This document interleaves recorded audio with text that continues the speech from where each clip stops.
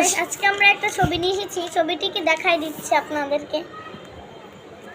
তো ছবিটিতে দেখা যাচ্ছে যে মিনা নামের একটি মেয়ে আর তাদের একটা ঘর আর একটা তাদের রান্নাঘর ছিল।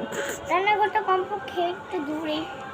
তাদের ছিল একটা নদী, একটা ছোট্ট আপেল গাছ, একটা তাল গাছ সেটাও সুন্দর, আরেকটা তাল গাছ সেটাও সুন্দর। তো তারা সে ভাবছিল যে কবে তাদের পার্লারে যাবে। তারা পার্লারে যাওয়ার জন্য অনেক দিন ধরে বায়না করছে।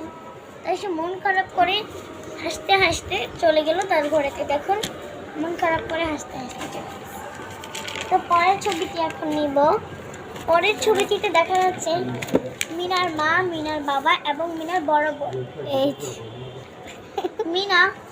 মিনা হাসছিল, তার বড় বোনও খিটখিটে আসছে। না না তো মা, এটা মা, এটা তো দাদি।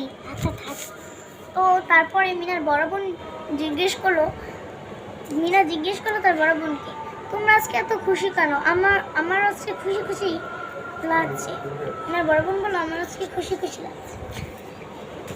তাদের একটা বড় গাছ ছিল তেঁতুল গাছ, আর এটা তাদের ছায়া দিত। আর দিনটি ছিল হ্যাপি দিন, অনেক সুন্দর। তখন মিনা বোন বলে যে তারা পার্লারে যাবে। এটা শুনে মিনাও খুশি হলো। আর পরের ছবিতে দেখতে যাচ্ছে দুটো পার্লার। একটি পার্লারে জিনিস নীল ছিল, তাই তারা পার্লার থেকে চলে আসে। আর অপরটিতে সুন্দর ছিল, তাই মিনা ও তার বোন ওই পার্লারে গিয়ে সাজুগুজু করে এবং তারা ভিডিও করে। আর কয়টা আছে? দুইটা পেজ। আর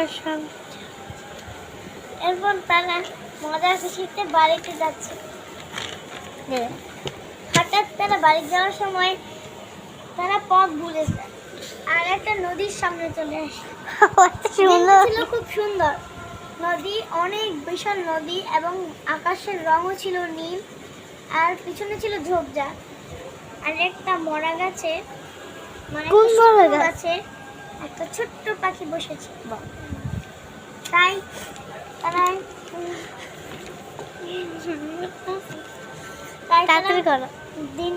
তারা ওই দিনের ছবি তুলে নিবে।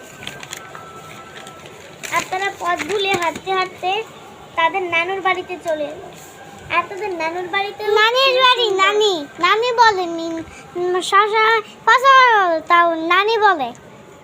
তো তার নানিদের ছিল একটা সুন্দর গাছ, কিন্তু সেটা কোনো ফলের গাছ